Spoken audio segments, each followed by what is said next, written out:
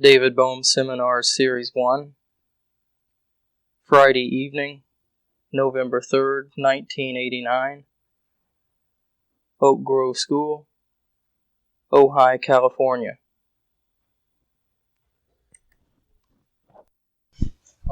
And tomorrow we meet at what time? So tomorrow at 10 o'clock we'll be here again. So let's begin. Are the hours going to be the same like last year, 10 to 1, and then there's a break, about 2-hour break, is it? Yeah, we're going to go from about 10 to 12 or a little after 12. And then there'll be a rather long break in the afternoon before the next meeting.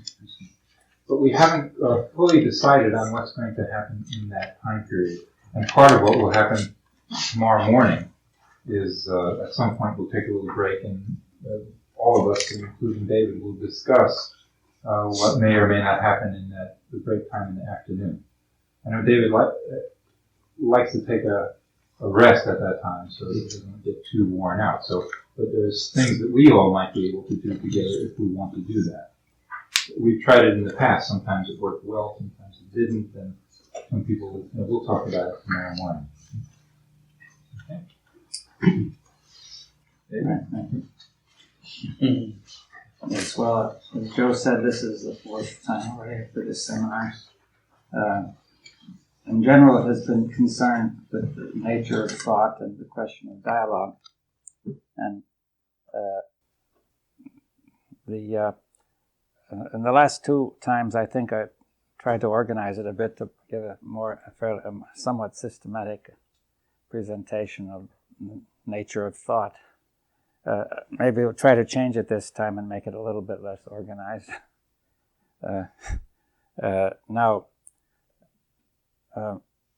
So I thought we would begin, as we did, I think, in the first one, by asking people to talk or to raise whatever questions they have so we could find out what is in each other's minds. You see, not that we'll necessarily answer these questions. Maybe some of them will be answered, maybe indirectly or implicitly. But the idea is we should all know something about each other, what others thinking as we start. And this will help also to establish the right situation for a dialogue, which we're going to discuss as we go along. So perhaps if somebody would take the initiative and say something, either to ask a question or to say whatever he wants to say.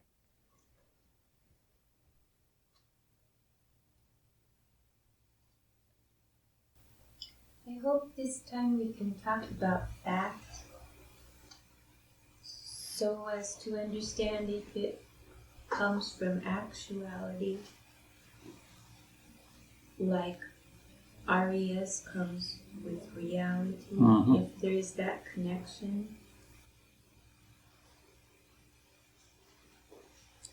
Right. I mean, the question is fact. Where does it come from? How is it related to reality, actuality? I was most intrigued. I've been thinking all year about the notion of cleaning the stream at the source, and would just love, of course, to have pure water. have pure water, which is hard to get these days. So that was. I would love to pursue that. I wonder if you could say something about the pace of the dialogue. I think a couple of years ago you made a statement about pace in regard to large groups of people.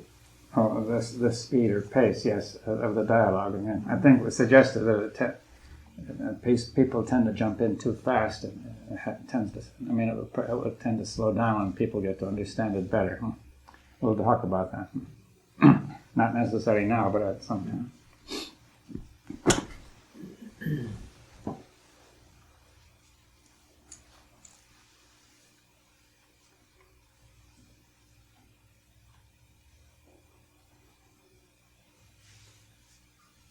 I was reading a book just recently which brought to mind an old chestnut of free will.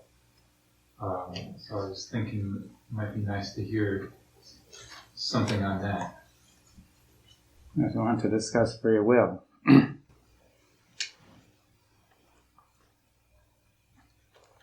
might be helpful to go back into this whole notion of dialogue too, because I think a lot of us, I myself, have struggled with the understanding of the special concept of people talking in a different way. Mm-hmm. Yes, you want to discuss dialogue. Actually, of course, we're going to try to have a dialogue on Monday. We may have it before, for that matter, but it was specially set aside for Monday anyway. And perhaps we'll build up this concept of what is meant by dialogue as we go along. I'm suggesting a meaning for the word which is not quite the ordinary meaning, and we'll have to see what that is. And could we speak about creativity and spontaneity? Yes, creativity and spontaneity. A couple of years ago, I don't believe it was last year, but I think it was 87, we were talking about concept, we were talking about thought, and toward the end of the dialogue, you asked us, what is your concept of concept? And I would like to pursue that. Yes, well, that's another line we could take to go into the question of the nature of concepts, and because the concept of concept raises the question of what is a concept. I would be interested in discussing perhaps the nature of technology. Yes, the nature of technology. In what way? If it has a force of its own, or is it entirely influenced by the cultures which control it? Yes, does technology move under its own force, or is it affected mostly by the culture? Well, that's a hard question. I wonder if we could also talk about the art of listening and how difficult it is for us to actually hear each other. Yes, that's listening. And that would be the same, that would come up naturally in the question of dialogue, right? Because that's an essential part of dialogue. Oh, well, we'll get to that then. Perhaps we could discuss how is it that what is not the result of what was. I'm sorry, I didn't hear that. What is not the result of what was. What was the first word? What is? Well, what is not the result of what was. Correct. Could we perhaps go a little bit deeper into that eventually? Yes, and that means what is creative. Is that what you're suggesting? And how is it that it's not the result of what was? Yes.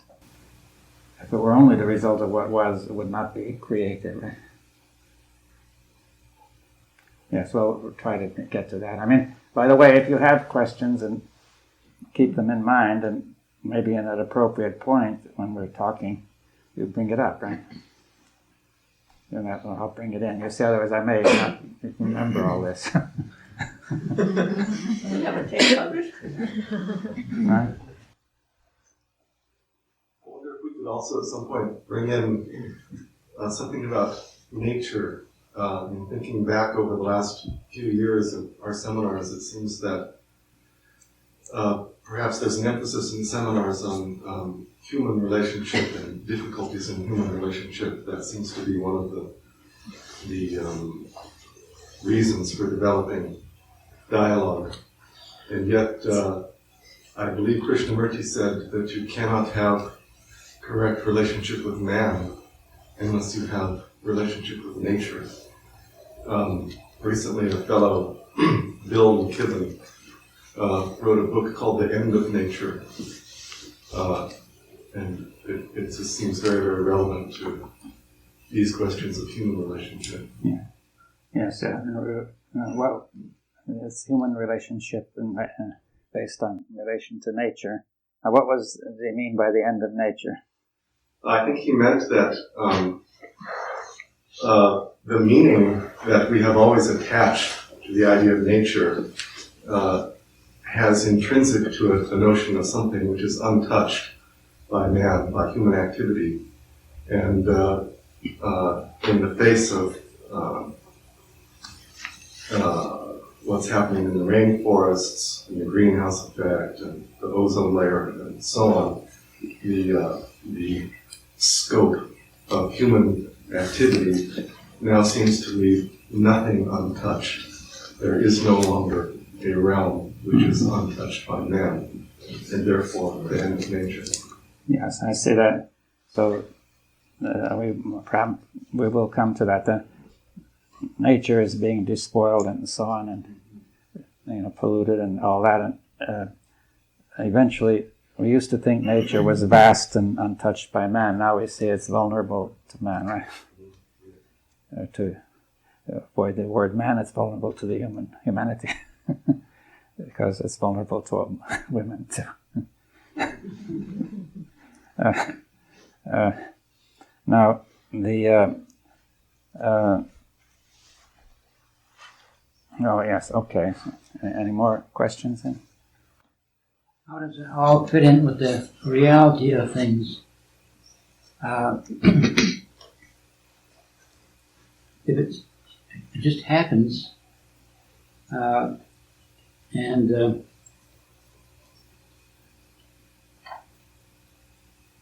I can't see how a reality can be judged as something not going quite right. It seems to me that the earth is here like to be spent, so to speak. And that's what's happening. Yes, I don't quite get it. I mean, you're saying the earth is here to be used, huh? Yes, and to be used and abused. Right. That's what's happening, actually. We can't say, well, patch up the ozone and do this and do that and all that sort of thing. It's happening. Words and books on those things is not going to set the thing straight. They've been talking about ecology now for over 30 years. And there's thousands and thousands of books on that. And still, things are, what? Well, the earth is just, like some people I've heard, the world is going to hell in a handbasket.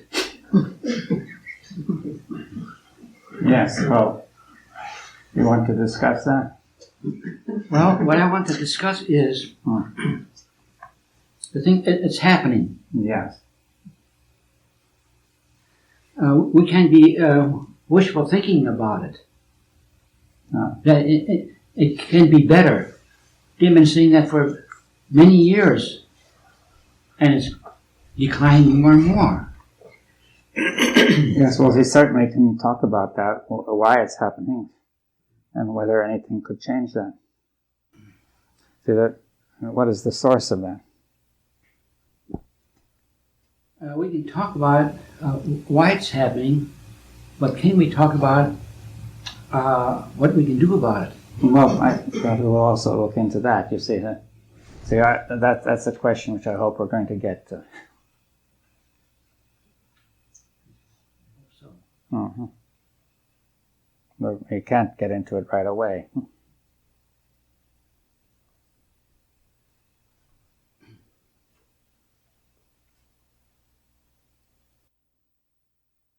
I would like to talk about what is the nature of limitation to understanding, and is it possible to describe what some of those limits might be? Yes, so you have in mind limits to understanding? I'm sorry? Do you have in mind some limits to understanding? Well, sure. Limits in terms of understanding the physical world and also the emotional world. And I think there are separate limits for each case. Yes, well, we'll have to we'll consider that question. Keep it in mind. And see if you can raise it at the right time.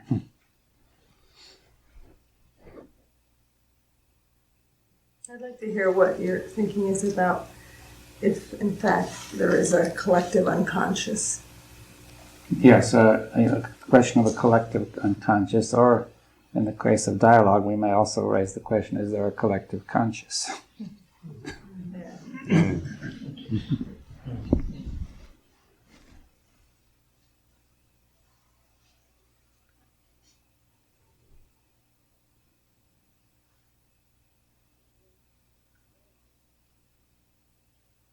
Isn't it the collective unconscious part of the collective conscious? Yes, is the collective unconscious part of the collective conscious? Well, we'll discuss that. See, what do we mean by conscious and unconscious? Because we talk in daily life and in daily language, and we are thinking that there is a separation between the unconscious and the consciousness, and I think that this is not correct. There is no separation between the two, but for some reason it has been the sense that it is separation. They think that gets in our way, even in the way we are using the language. It makes a division between the unconscious and the conscious. Yes. Well, we'll go into the question of what is the relationship of the conscious and the unconscious. That is really...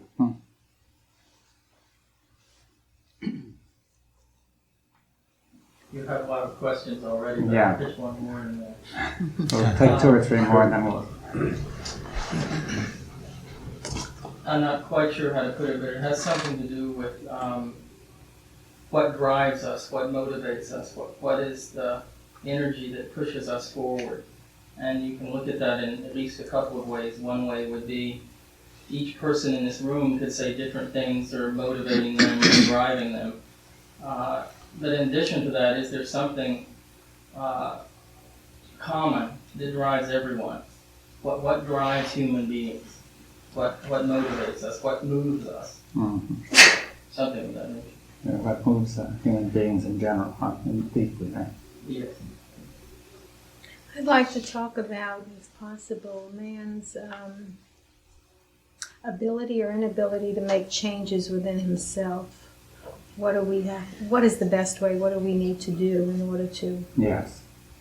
Yes. What do we need to do to change, or perhaps I would put it, what is resisting change in us?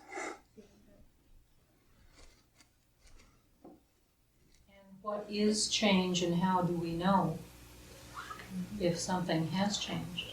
Yes, how will we know, yes, that something has changed?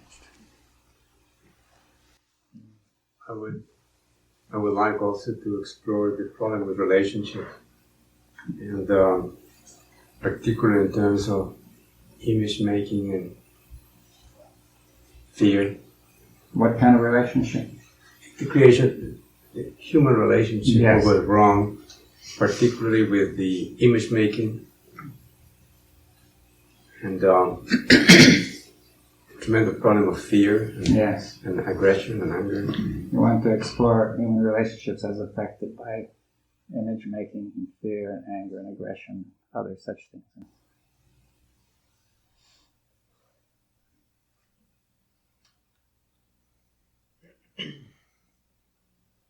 Well, if there are any, one or two more at most, if anybody have a question, or shall we? One of the things that has become very interesting to me recently has been the principle of synchronicity. I'm concerned about what seem to be relationships between apparently random events in my life that perhaps are not so random, are not really coincidence. Yes, you want to explore synchronicity. Yes, well, maybe a little more difficult, but still, think about it, right? And I think somebody else had a question. I wonder if there's a point to asking what is good or about living a good life, if it's possible to talk about that meaningfully. Yes. Is it possible to talk what is good, what is goodness, what is the right good life? People, that's gone out of fashion, but still we might try it.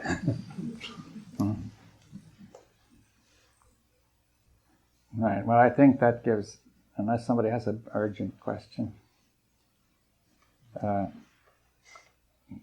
gives some idea of what people are thinking.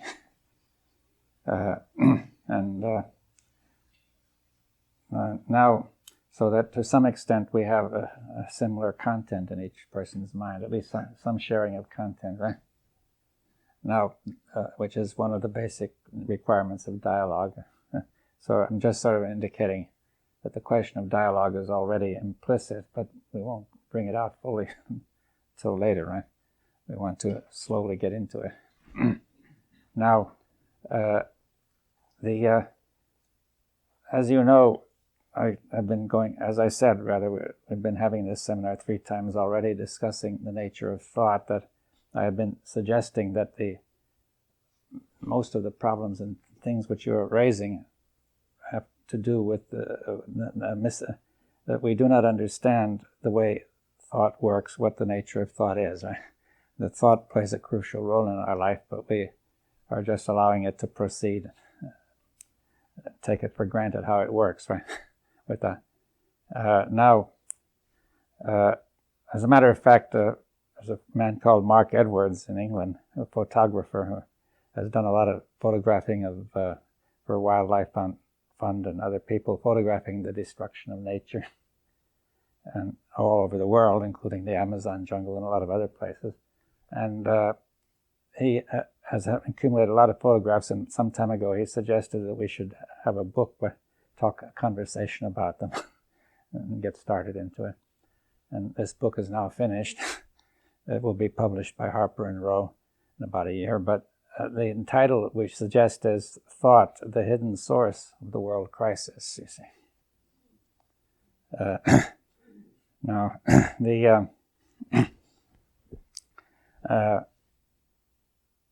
I think most of us have been talking about things which have to do with this crisis, whether it be the world crisis or the individual crisis. It's the same one, right? Now,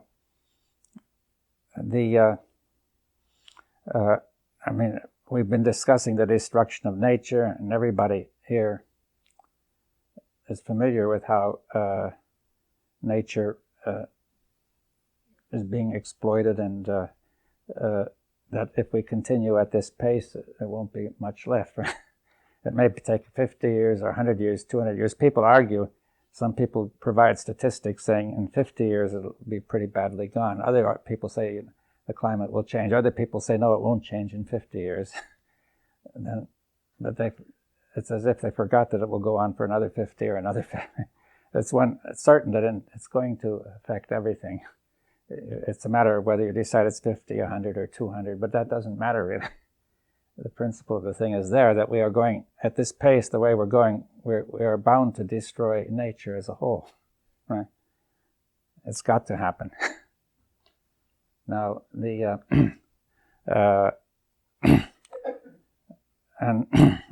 only by change of climate, but by destruction of the soil, by destruction of the forest, by pollution, and by various other ways that we probably don't suspect yet, but as our technology develops in all sorts of ways, it has unsuspected ways of producing harmful results, you see.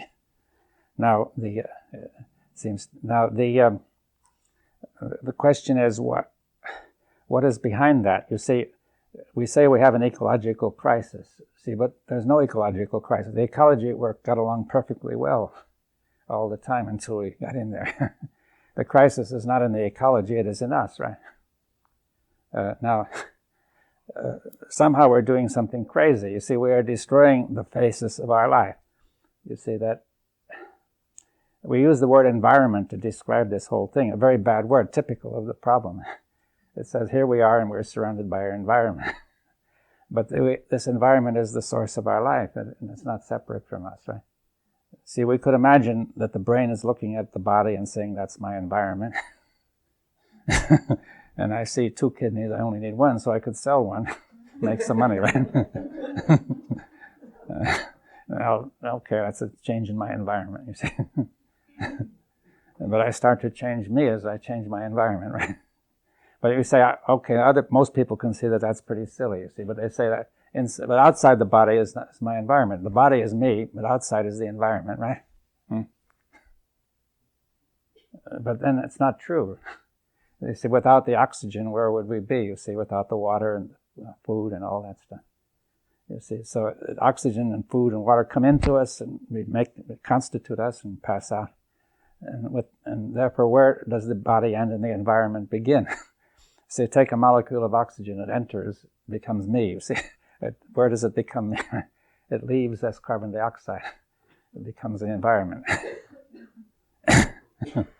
So magical transformations take place. You see, but apparently. But this shows something is wrong with the way we're thinking about it, right? You see, this way of thinking about it is producing the problem, right? This separation. Saying the environment is there, it would be quite easy then to say it's there to be exploited, to be used, as you said.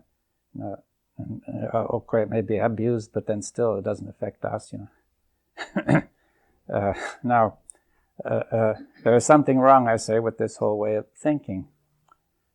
This way of thinking doesn't only hold for the ecology, it holds all around, politically, economically, in every way. You see, we have divided the world into nations, and we have said that this is an extremely important difference between nations. So important, see, that the nation can say, we have said that making money and taking care of yourself is the main thing in life, but there's something much more important. If the nation is in danger, that all goes, right? You've got to give up all your money. You've got to send yourself off, children off to war. You've got to face destruction. You know, you've got to lose everything. They say this is more important than money making, more important than having a comfortable life, and so on. The difference between two nations is considered to be so important that we could destroy the world for it, right? Because we have set up nuclear bombs that can do that, right? And it's the machinery is there ready to go. Gorbachev and Bush are now talking, and that's a good sign. But if that should break down, we would be back where we were before. You see, in other words, we haven't really changed fundamentally the fundamental question, not yet anyway. We hope maybe they will. But in order for that to change, there has to be a change of thought, right? The nation is not that important, you see. I mean, you see, there's the boundary between one country and another. It's an arbitrary line. Right? These countries, the air passes across, the pollution passes across, the radioactivity passes across, the trade passes across, ideas pass across. Everybody depends on everybody else economically, and the thing wouldn't stand up now as a separate nation. Yet people say the nation is sovereign and supreme. Now, I've heard this before. It seems elementary, but it's an elementary point. But this elementary point would be enough to destroy us. For example, we now face an ecological crisis, so we say each nation is sovereign. It can do what it likes. Right? So, see, the Brazilians have said, who are you to tell us what to do with our Amazon jungle? You're making a lot more carbon dioxide than we are anyway with your industries, right? And we say, who are you to tell us what to do with our industries? You're only Brazilians, and you have no right to tell us that, right? So both sides are similar, right? They're both saying the nation is more important than the ecology, right? They're not really serious, right? You see, that is one of the points about our society. There's a way of thinking that is not very serious. This fragmentation is not a very serious way of thinking. This fragmentation establishes false divisions and gives them excessive importance, right? And then it creates a reality which corresponds to with the thought, right? Is that clear? So we say we would like not to have to face this ecological crisis, but we must not disturb national sovereignty. But it doesn't make sense, you see. It's not a serious way to think. You see, the whole of thought in society, or even of the individual, seems to be pervaded by this lack of seriousness. Right? See, for example, people say we now have a war against drugs. Right? drugs are a terrible thing, you see. So we fight these drug barons. We'll put them all in jail if possible, and so on. But you see, there are well over $100 billion a year available to be spent on drugs. If you remove a certain number of drug barons, in time that money will attract in some new ones, right? You will not, if that much money is available, you will not stop it. Especially in a society which says money is the highest value anyway. So okay, you would say, how would you stop it? You would have to ask, why do people take drugs? Why do they want them? Maybe they are lonely, maybe they are isolated, maybe they're depressed and bored, and maybe they don't find any meaning in life. There are 1,000 reasons. Maybe they're just copying each other. It's all combined, right? But you see, to try to deal with that would be too disturbing, right? To the self-interest of a very large number of people, right?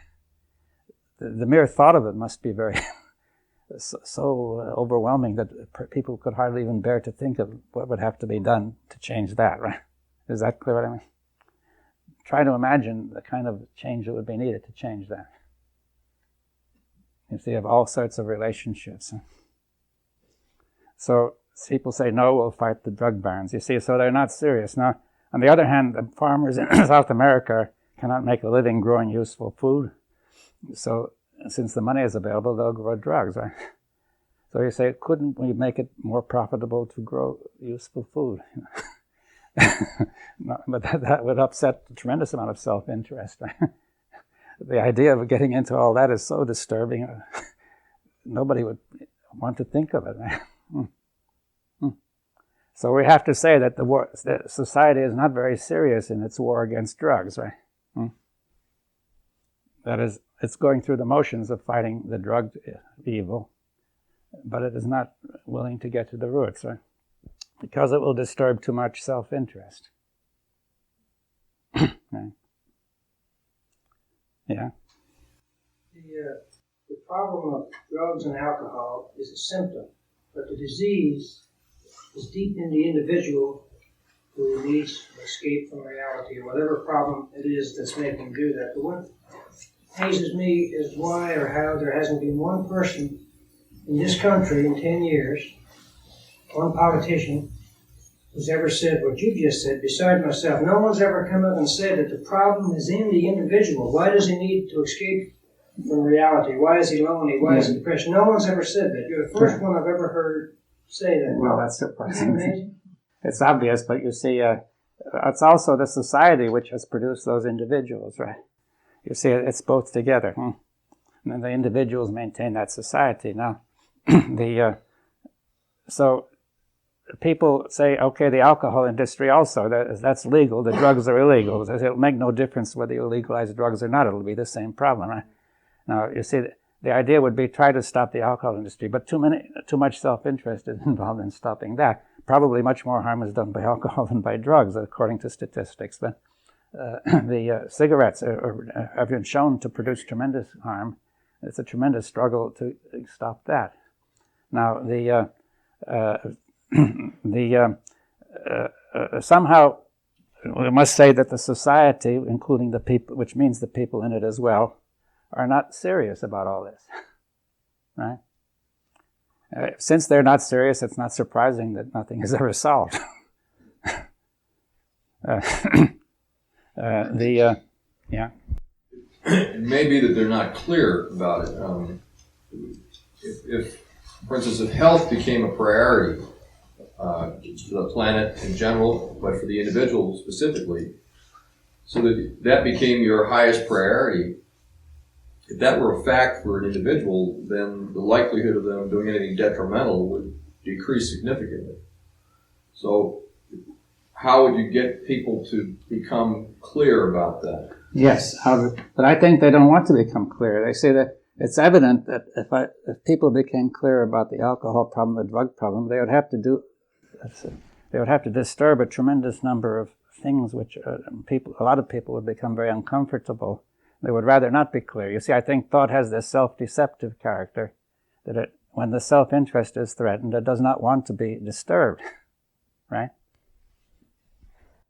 I'm confused on what exactly is the drug and alcohol problem.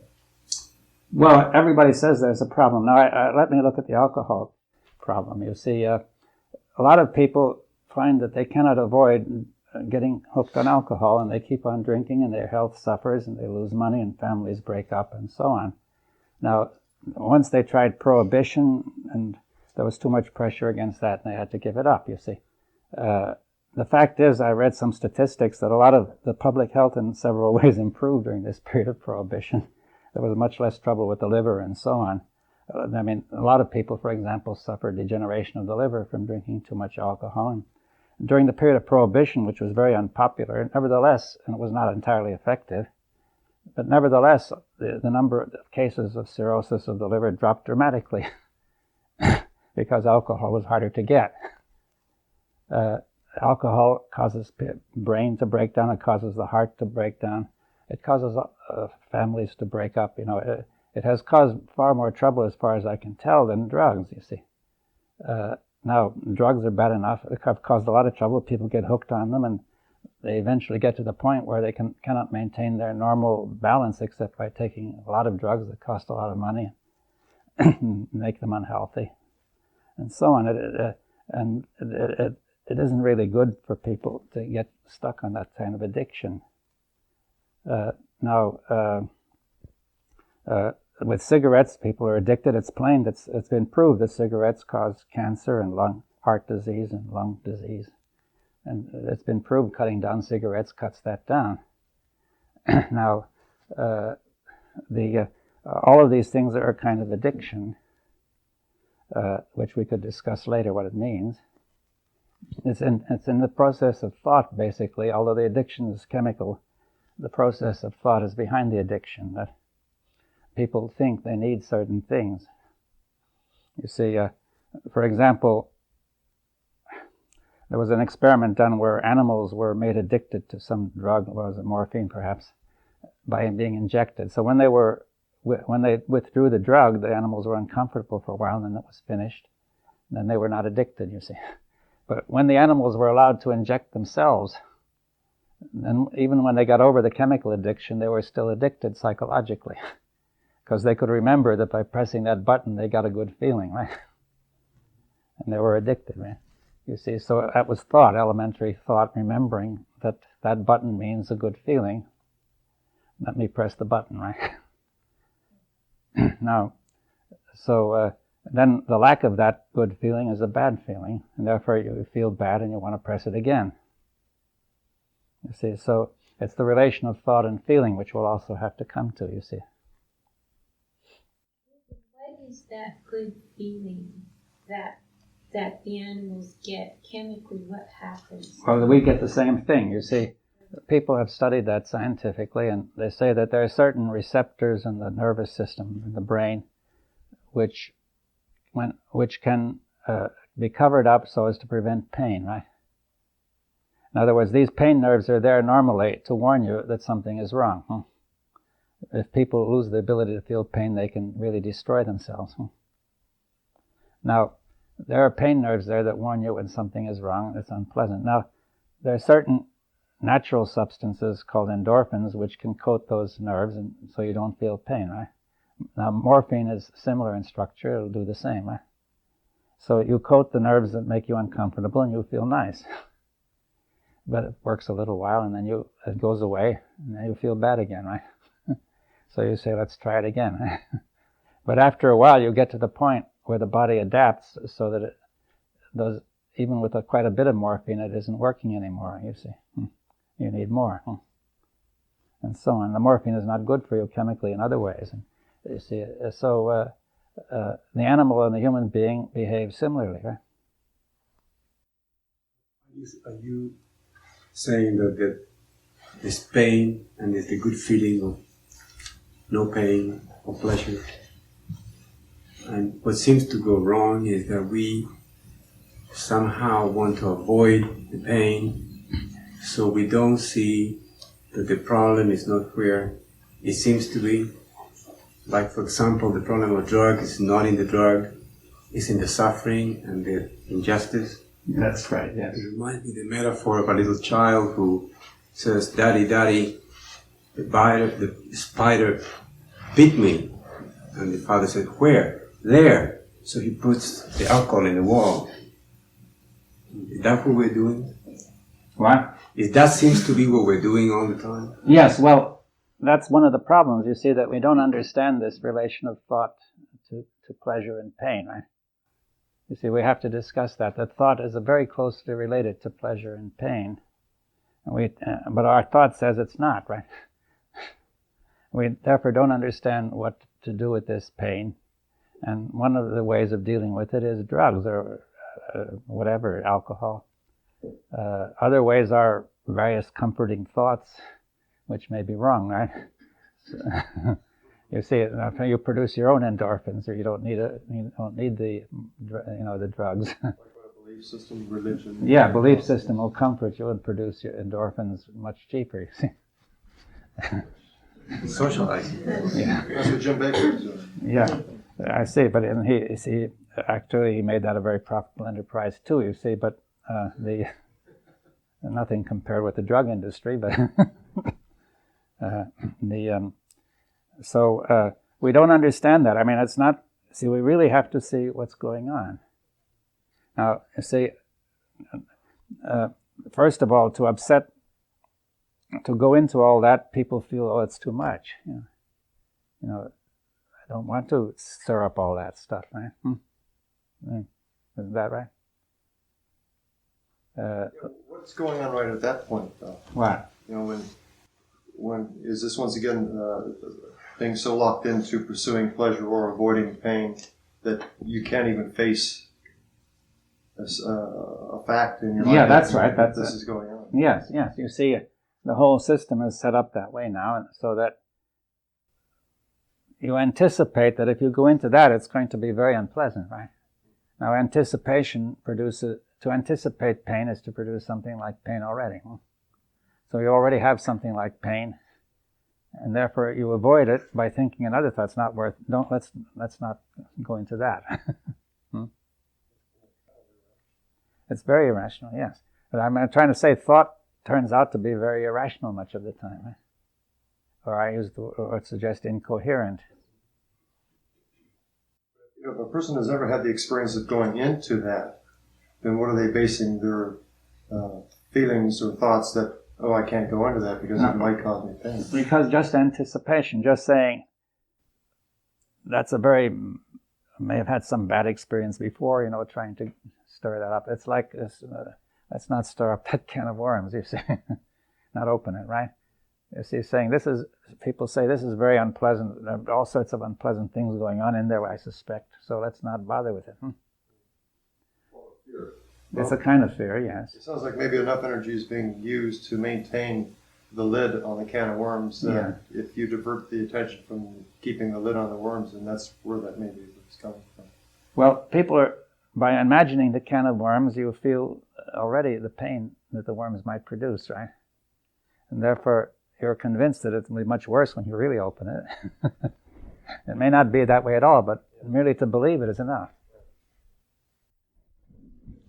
Talk about what, in overcoming or dealing with addictions or whatever, it's an internal kind of a duality. It's the good and the bad. It's the bad addiction, and then the thought that wants to get away from that or avoid that. So it's a struggle, and what happens in the process where you're just there with the one thing, which is just the feeling of wanting to have whatever it is that you want to have, whatever you're addicted to, and no thought meets that, so there's no resistance whatsoever to that, and then what happens? Well, you see, but that's hypothetical. You see, the trouble is what actually happens is that the thought process works automatically. You see, people, you don't have control over it. There's one of the assumptions is that we control thought, but I'm suggesting it works automatically like a program, and it controls us.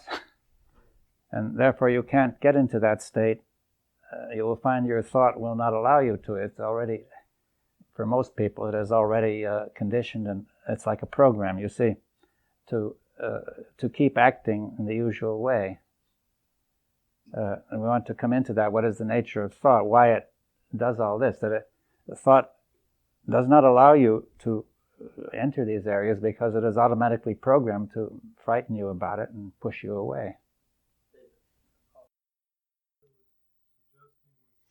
was by starting off with the premise that addiction is a negative thing or something that has to be overcome right away. You set up a resistance to whatever it is. If you're trying to quit smoking or something like that, every time you feel the urge to have a cigarette, then it's something you have to fight with. And it's by making the urge to have a cigarette negative or bad or judging it or whatever that causes the problem that makes the urge to have a cigarette incredibly difficult to get rid of. But if you don't, if thought doesn't come in Yeah, well, I agree with you that if thought didn't come in, that would happen, you see. But it generally does come in. People don't control the ability of thought to come in. You see, even with the animals,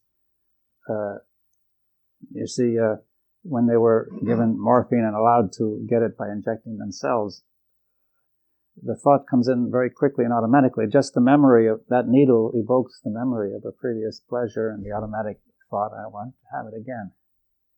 And that comes in much faster than the other thought, which says you shouldn't be resisting and so on. You see that's something we have to go into, that the whole nature of thought, how it works. Is it then that we have pain, the no pain, the avoidance of pain, and then getting stuck in a habit in the rut? And Well, you can build a cycle up there. And that's what the problem seems to be. Well, that's part of it. You see, I think that we're still looking at the thing in a rather narrow way, you see. I think we're focusing on a particular problem of addiction, right? And which is a very important problem, but it's part of something greater, you see, a greater process. Now,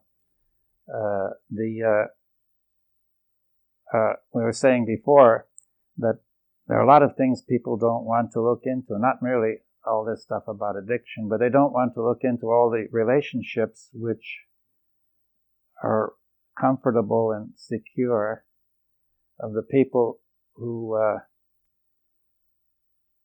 which are producing this state of affairs where people feel lonely and frightened and inadequate. One group of people has shown that the wish to take drugs is tremendously increased when people lack self-esteem. That's a very unpleasant feeling, and they want to get rid of it, right? So once they begin to think, society is reminding them in 1,000 ways that they're very lowly people who are no good. You see, they don't have any money, or even if they have, they might lose it. You see, they're frightened. And society tells them your value is according to the amount of money you make, right? And you've got to show it, you made it and spend it and so on. So a lot of people think that way, right? And then they say, but I'm not making any money, and so I have no value. Or else, whatever it's supposed to be, I haven't got this. I am not the sort of person whom society approves of, right? I don't do things well, right? Society has been set up. I can't pass examinations. I can't be great in sports. I can't be this. Society says you ought to be all this, right? If you're not this, you're nothing. You're no good. You're nothing, right? That's a very bad feeling, right? So, okay, you'll forget it for a little while. And suddenly it reminds you, somebody reminds you, or something, right? So you say, I feel very bad. What can I do? So one thing you could do is to take a drink or inject a drug. That's one approach. Or another approach is to get religion or some. There are other approaches too. There are other ways. Get somebody to tell you you're great, right? That's right. So you look for somebody who will tell you you're great. All of these things will temporarily solve it and create more problems, you see. So none of this is really going to work. Now, but this is only a small part of the whole process of thought. I'm saying the process of thought, we've said, is not rational, you see. When you try to think about this, you cannot get your thoughts in order. They're incoherent. What I mean by incoherent is that you do not, by thinking, you do not produce the result that you intend. For example, as you pointed out, somebody may say, I'm tired of this drug habit. I'm going to fight it. that does not produce the intended result. And as you said, it drives you deeper into it. So we do not understand how thought is working. You see. So, but that's only one way in which we don't understand. I would say that this is happening on a much, much bigger scale. For example, see, thought has produced this whole society, everything we see, right? Buildings, farms, factories, companies. You see, if people didn't know that General Motors existed and they were supposed to operate in a certain way, they forgot it, it would vanish, right? It's thought that maintains it, right? Thought maintains the government. If people didn't remember that, there would be no government, right? Thought maintains the value of money. If people forgot about that, money would be just bits of paper, right? Or if thought has produced all these buildings, it has produced our technology, it has produced the destruction of the environment because people want to make money and get ahead and also get what they need and so on, right? So, but thought does all this, and then thought is not conscious of this. It says, I didn't do it. It's a problem out there. So I've got to fight it, right? I've got to resist it, right? We've got to save the whales. Thought is destroying the whales, but then thought is trying to save them at the same time, right? Because how is thought destroying the whales? It's saying whales are good. No, except by thinking, nobody would have thought of catching a whale. I said, by careful thinking, people notice that whales contain all sorts of valuable things which can be sold off, and therefore you catch the whales and sell them, right? And then thought comes along and says, but that's no good, let's try to stop it. But you see, it's the one thought process over the world which is trying to do both. Thought is destroying the environment for thousands of reasons, right? And then thought is saying we've got to stop destroying the environment. So it's not producing the intended result. See, first of all, people said, if we increase industrial production indefinitely, we're all going to get wealthier and wealthier and be very happy, right? Now we did it, and it turned out not only we're not all that happy, I still have to take drugs and alcohol and so on, but we're threatening the very basis of our life. You see, we produced an unintended consequence, right? The thought was not coherent. Our intention was just to do things that would be nice, and it turns out we did some pretty nasty things, right? Very bad for us. Therefore, thought is not coherent, right? Then we try to stop it, but that's not coherent either. You see, with one hand we're doing it, and the other hand we stop it, right? You see, for the same reason that this drug war is not working, the attempt to save the environment is not working, because there are every person has thousands of reasons all over the world not to do it. You see, the self-interest of each person is not to save the environment, right? Everybody wants a job, right? Every job must do something to the environment, right? Everybody wants more money, you see, and wants a better standard. They need it. You see, there's so many people in the third world that they have got to cut down the trees just to stay alive and have enough firewood, right? So, therefore, there are thousands of forms of self-interest against helping the environment.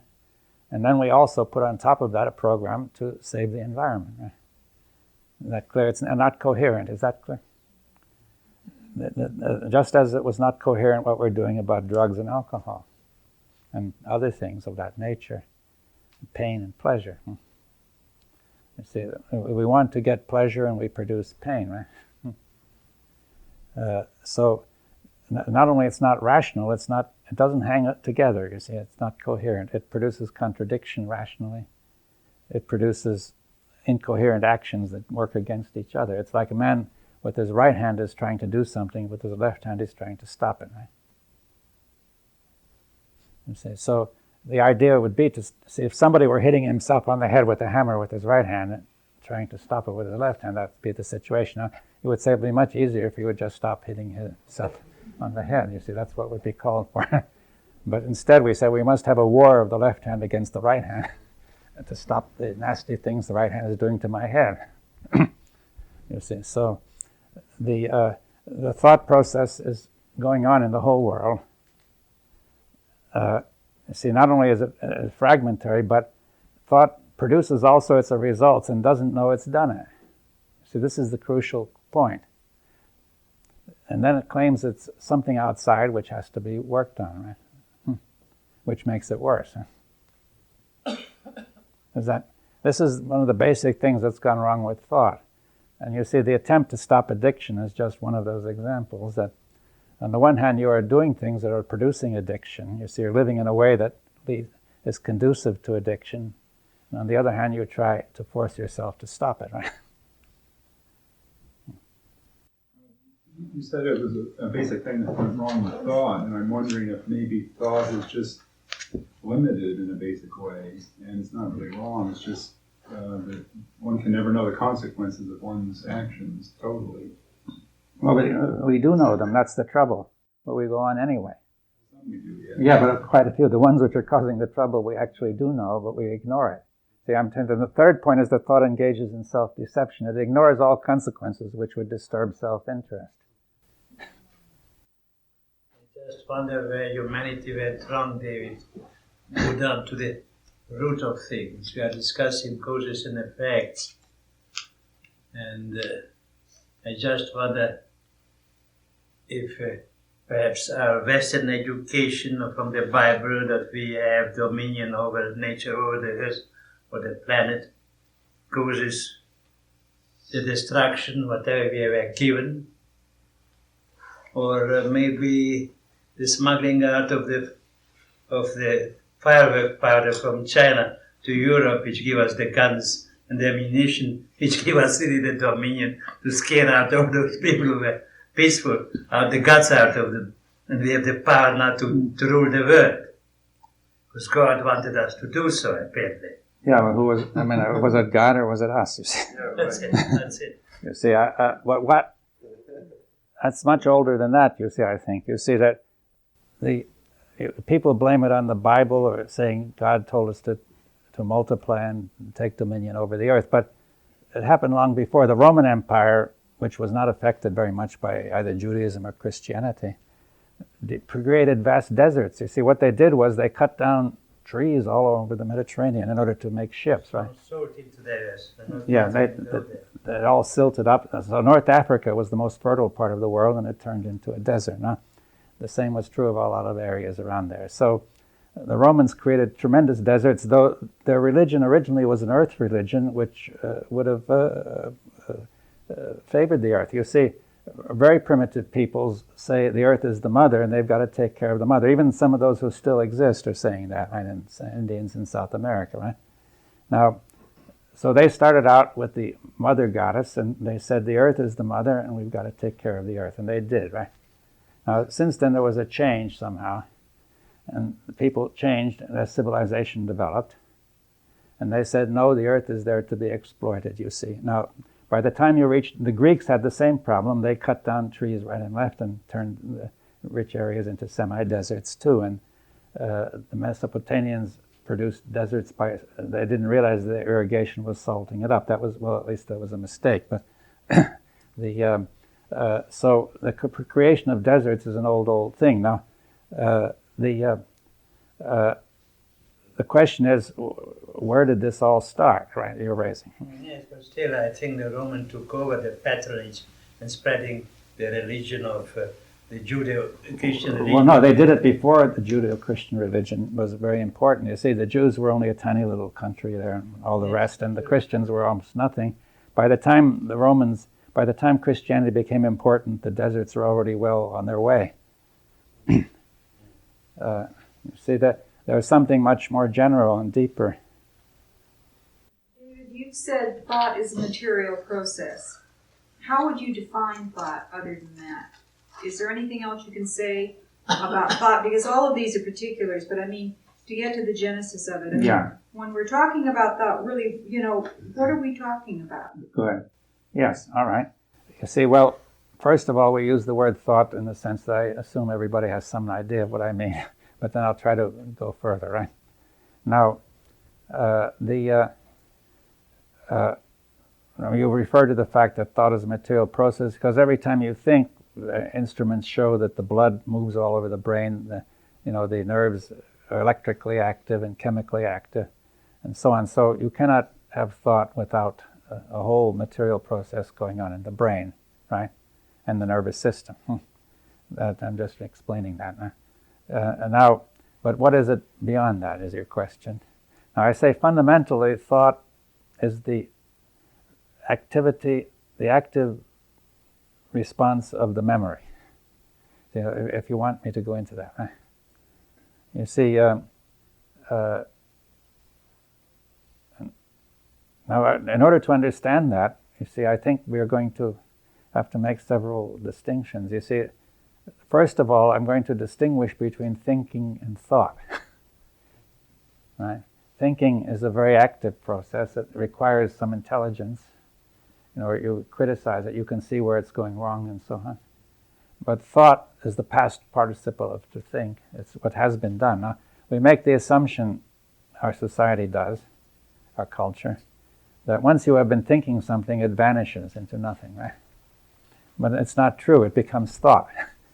That is, the nearest analogy is a computer which takes a program so that which is active. You see, once the program has been programmed, then there's a reaction of the program, so that whenever certain things come up, the program says, "Do this, do this, do this." Right?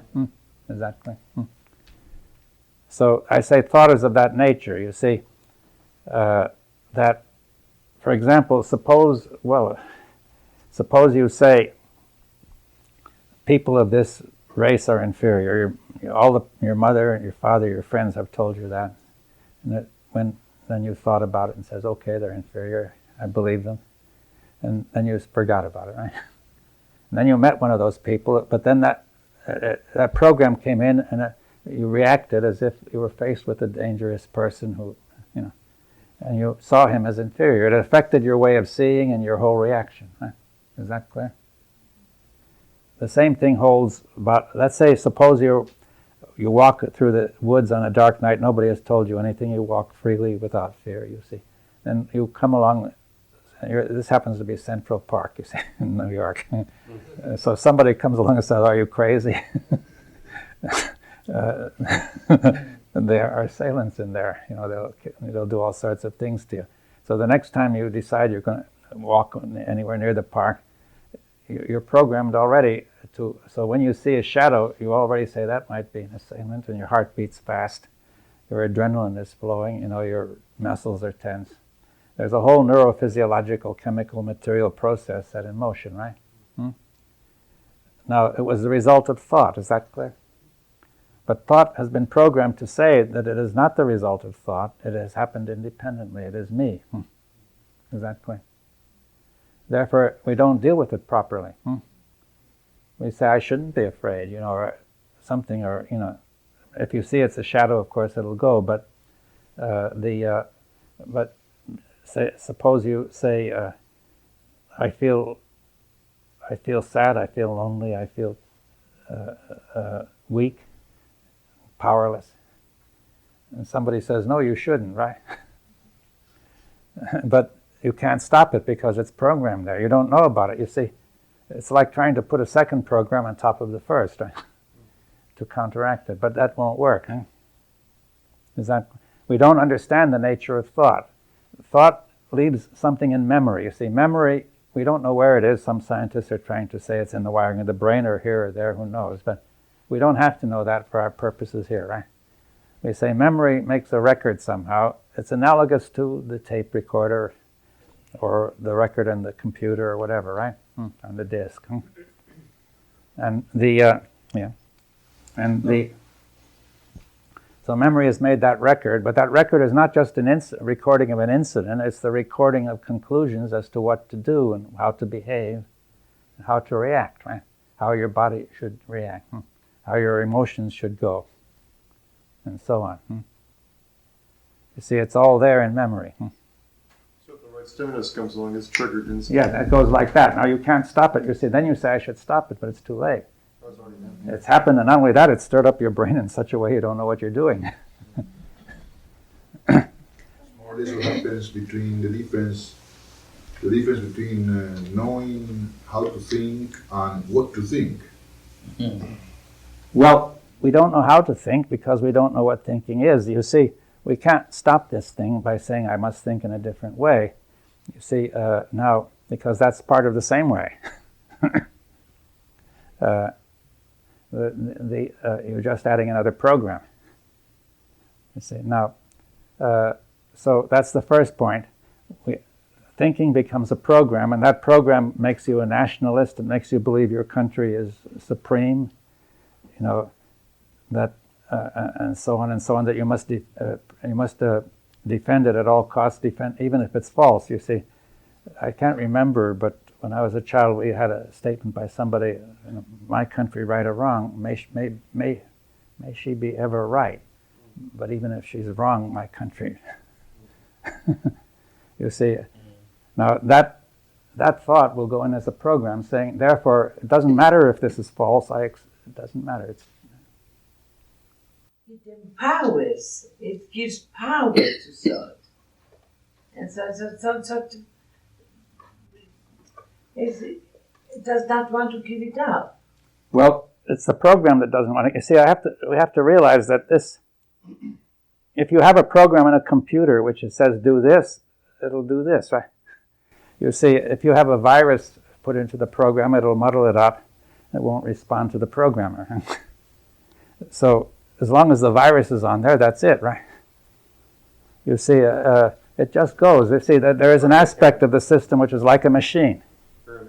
Yes, the brain can behave like a machine. I'm not saying it can't behave differently, but I'm saying the brain is able to behave like a machine and often does. And some of that's useful because when you learn to drive a car, that's exactly what you do. You're given all sorts of information which you read or somebody tells you. But if you had to think every time you know, this is the information I need, you couldn't do it. You turn it into a program and it reacts. Huh? So that is even a useful and necessary and desirable thing in certain cases. Right? But in other cases, it goes wrong.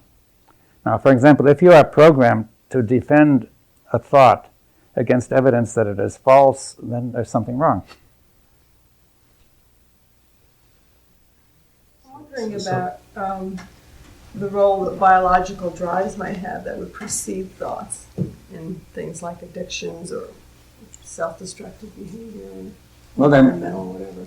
There may be, but these drives work instinctively. They're kind of a hereditary program, perhaps, but these programs the instincts were set up to deal with simple situations that might occur, say, in the Stone Age, right? Now, in our very complicated society, they're not adequate, right? For example, there's no instinct that tells you not to touch electric wires, you see. So you have to be told that. Now, things that might look attractive to the instincts, you have to be told they're poisonous or they're this or that. And that overrides the instinct. You see, so I think that the thought process can override the instinct in every case, but because it has something in it which I call necessity, right? The sense of necessity. If something is absolutely necessary, it overrides every instinct. You say, if it is told that it is necessary for you to do this, it overrides everything. You see, if you say it is necessary to sacrifice your life for your country, you say, my instinct tells me not to do it, but I do it, right? And in fact, society says that's a high virtue, right? Now, by saying it's a high virtue, you not only you put the power of necessity behind it, but also you put the power of social approval behind it, which is also a very great power, huh? So, therefore, all these programs, all of this becomes a program, because once you think it, it becomes thought. Now, how are you going to get at this program? You see, that's one of the questions we must get into. You see, it's on the memory, but where is the memory? You see, the memory is just the one thing that is not conscious. It is the most unconscious thing there is, right?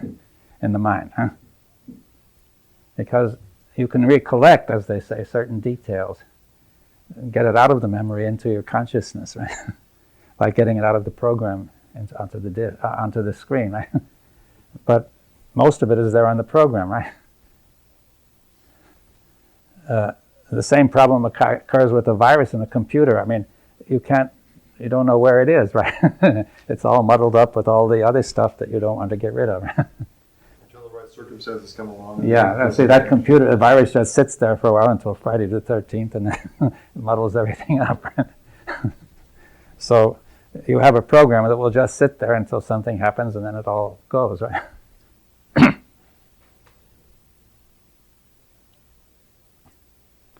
See, so that's part of the nature of thought. Thought is to be distinguished from thinking, right? Although there's a gradation between them, but I'm going to make a distinction for the sake of talking, right? Now, then I want to make another discussion. What about feeling? See, the word feeling suggests something active. If thinking is something active, so is feeling, right? And in fact, there are feelings which can tell you something real, like being faced with danger in the jungle. You get a feeling first, right? And then your mind asks, what does it mean, right? Does it mean this or that? You say there is a snake. Does it mean it's poisonous? You see, if you see it's not poisonous, the feeling goes. You see, there is a close connection between feelings, emotions, and thought and thinking, right? Because that's been proved that the brain, there's an intellectual center in the cortex and an emotional center deep down. Now, a very thick bundle of nerves connects them, and I've told this many times that there was this accident in the 19th century where an iron pin was driven through a man's brain, just cutting that bundle. So he recovered, but his emotions became totally chaotic and his intellect wouldn't really stick to anything. Although he'd been a very intelligent, level-headed man before, he couldn't do anything at all, you see. And he died in a few years. Now, the point is that there is a certain relationship between the intellect and the emotion. One of the relationships is that the emotion may tell you, the feeling may tell you something, right? And the intellect then asks, what does it mean? You can call that an interpretation if you like, but I think it goes further than a mere interpretation. Interpretation is meaning, but what does it mean is a much deeper question. It can be a much deeper question, right? Now, so if the intellect says it will decide whether this is an emotion in proportion to the situation or not. If it is not in proportion, it goes, right? If emotions won't go when they're not in proportion, you're in trouble, right? Now we know that it often happens that you have an emotion and your intellect tells you that there's no justification for it, but it won't go, right?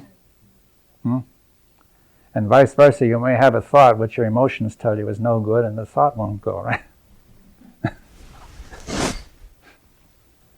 You see, so something has gone wrong between the emotions and the intellect. You see, that in the primitive situation of the jungle or whatever it was, that relationship generally worked. So that people didn't have emotions, generally speaking, that were unrelated to the situation, nor did they have thoughts that were, they were not being plagued by thoughts that had nothing to do with it either, so, because they didn't have a lot of thoughts anyway, probably. So now we developed civilization full of thoughts which are causing trouble, right? You see, we can't get it straight. You see, now I want to suggest, you see, for example, you get thoughts creating stress. The thought has created the notion that there's a boss and a worker. The worker may do something, the boss may disapprove. The worker is under stress. He's wondering if the boss approves of him. If he were in the jungle, he would do something. He would either fight the source of stress or run away or something, right? But he can't here, you see. So this stress continues indefinitely, disrupting the brain and the whole body. That's an example. You see that the fear doesn't go away, right? Though he may think, I shouldn't do this, it's paranoid, and so on, but still it may continue, right? Civilization has produced an enormous number of situations of that kind. Right? Now, the point now is, what about these emotions?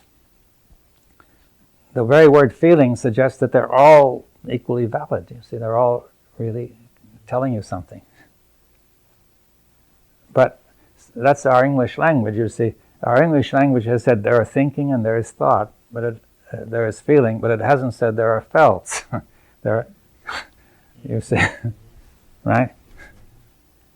Suppose we say, we'll modify the language, at least among us, and say that there are felts, right? Namely, there are programmed feelings, right? Just as there are programmed ideas, there are programmed perceptions, there are programmed feelings, right? Memory-based feelings. Everybody knows them. You see, you have experienced something in the past which was unpleasant or pleasant several times. You gave it a name, and by that name you can call up a conglomerate of all that, right? You can call up nostalgic feelings or bad feelings. A traumatic experience will give you all sorts of bad feelings, or you may have feelings that you like, you see, which could be called up by the name, or by the picture, the memory, or whatever. Every thought that has the relative feeling, thought has its own relative feeling. Every thought is related to its own relative feelings, or produce its own feelings. Well, feelings and thoughts are interconnected by that bundle of nerves. So every thought will give rise to feelings, perhaps subtle ones, you see. And when thought produces an image, that image will produce feelings similar to the perceived fact, right? Is that clear? Suppose I remember, a thought makes me remember a certain situation. I get an image. That image may evoke the feelings, or the felts, I would rather call it. It's interesting that in Spanish, sentido means intellectual meaning. Felt. And it also means, sentido means feeling, or sense, yeah. senses. Sense, yeah. But sentido is the past participle, isn't it? I mean, in fact, Spanish seems to have the word felt. So, but I think it's important to have the two words, the feeling and the felt. The feeling is something which is fresh and new and which may really be part of perception. And the felt is from the past. Now, I was just reading something, one of the latest things about the Bulletin of Krishnamurti, where he said that a feeling which is uncaused is bliss. You see. Now, that would be, you see, but you might now try, having had that feeling, it's recorded, perhaps you've had it 2 or 3 times, now you try to get a felt of bliss, right? But it doesn't satisfy you. The feeling has a relationship with the body. Yes, it's in the body and then also in the emotional centers, it's all around. But thought is totally abstract. Well, not always. The thought is connected to feeling. You see, because of that bundle of nerves, the thoughts and the feelings flow into each other. Aren't they the same thought is expressing itself in the body as a feeling? Oh yeah, the thought expresses itself in the body too. That's what we want to come to. Maybe tomorrow. That thought and feeling, thoughts and felts, thinking and feeling express themselves in the body. Maybe there is a distinction then between organic and mechanical. Organic, when the body creates something spontaneously, and then it is the feeling and maybe the thinking. But then other times it's just mechanical, the programming, felt thought. Yeah, the thought felt is the program, and then thinking, feeling, thinking is the non-mechanical, right? Now we have to say that the non-mechanical is the primary, the concrete, and the mechanical is abstract. We'll come to that. But so we have all that, and we have feeling, felt, thinking, thought. They're all interconnected. And now we see there was a question. We have to, if I can recall the question of why we got into this. What is thought? You see now. So I'm trying to say that thought and feeling, thinking, feeling, thought, felt, are not, and the body are all connected. But our whole tradition is they are not. You see, thought is thinking, thought thinks. The thought process is programmed to think that they are not connected. So thought has a wrong idea about itself. Now this is very serious, right? More serious than a wrong idea about something else. Because it will make thought go wrong. You see, so it's very important, the idea that thought has about itself and its relationship to feelings in the body. Mermeros and mnemonos. What? The Greek mermeros gave origin to memory. Yes. And then mnemonos gave origin to words. It's truly memory, but then mermeros meant anxiety. Meant what? Mermeros in Greek meant anxiety. Anxiety. So that's another curiosity. Yes, well, the memory is the base of anxiety too, clearly, but the memory is necessary for everything. We're not trying to decry memory. We wouldn't exist without it, but something is going wrong with this process. Now, thought, I said, let me finish on this note then, that thought is the response of memory of the program to the situation, right? And it is the reflexive response. You see, you have a reflex, the knee-jerk reflex. You hit the knee and it jerks, right? There's a nerve that comes up and it crosses the nerve that goes out, so it jumps. Now, things come in and they hit the memory. The memory jumps into action and makes something happen, right? It includes not only the body and the emotions, but pictures, images, words.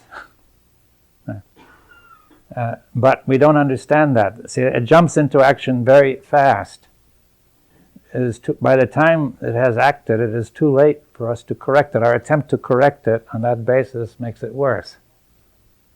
Right? So thought cannot correct thought. And thought has got this fundamental trouble in it, especially when it is programmed to be false, in order to defend self-interest or defend itself against pain. Right? It accepts false thoughts. Is that clear? It also avoids the correct thoughts. Huh? Maybe when it goes to correct, it makes things worse. Yeah. It makes things worse because it's correcting it on the basis of a wrong assumption. The assumption is that what's wrong is something different from thought. So thought assumes something different from thought must be corrected, which would make sense if it were different. But since it's not different, it makes no sense.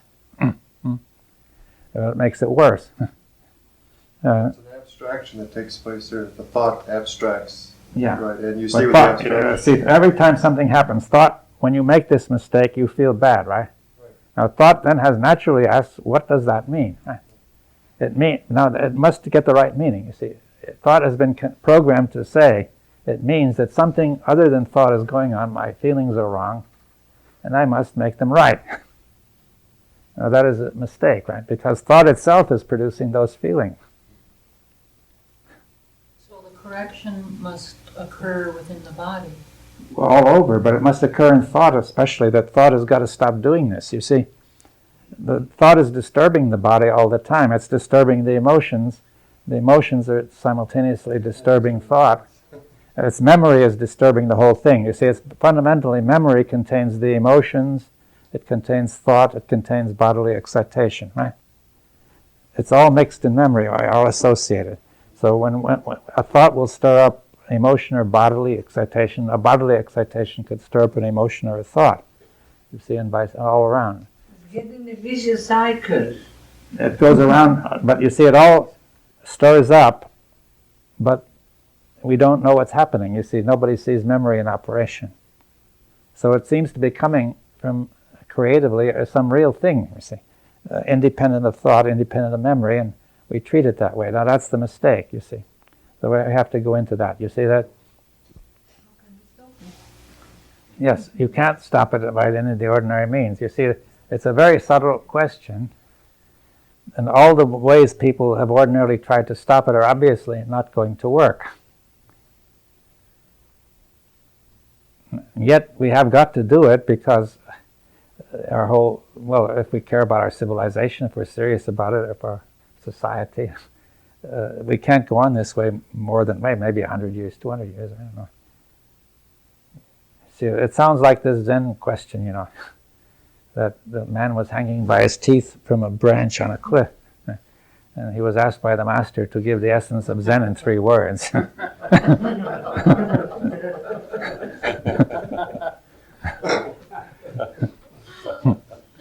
talking about civilization. If we take the technological civilization, where is the human civilization? Is any human civilization? I think we have to take very seriously the question, is there any human civilization? Because we are talking, repeating the word civilization and civilization, feeling proud about our civilization. Oh, I'm not saying where is it? No, I mean, I mean, it's millions of scientists giving lectures about civilization. Where is the civilization? I would say that seriously we have to say there is no human civilization. And starting from that point, there is of course a technological civilization which goes against life and human civilization. But if we take seriously there is no civilization, then we say what you're talking about. Because there is no human civilization. And if that gets into the brains to disturb the brain, that there is no, maybe then we get out of our lethargy. No, because it's still going to, thought is still programmed in the same way as ever. You see, the program will not listen to any of this. You see, any more than your computer would listen, you see. Putting another layer over the that other into layer. the Well, you could tell your computer how bad all this is, what it's doing is, but it won't change. The virus is bad. Get out. Yeah. Well, the computer maybe has the privilege to break down when there's Well, something we can break down happens. too. You see. No, we could break down too. You see that. Perhaps the question would be, could consciousness touch the matter of memory? Yes, well, can it? That's a question. Yes, but it leaves us at this moment we can say very little. You see. So, but let's explore it. Well, you know, a question here that comes up is, in looking at this, am I really looking at this, or am I thinking about it? Yes, that's another question. Am I thinking? I'm thinking and creating an impression of something which is not there. Therefore, my looking is adding to the problem. That seems to be leading me to think who is thinking. Yes, who is thinking? That's another question, and so on. You say, am I really there at all? What? It seems to be the root. Well, it may be. I mean, see, let's not make an assumption. You see, that we'll discuss that tomorrow, the role of assumptions in all this. Because an assumption has a very strong effect on this whole process. Right, we should stop here then.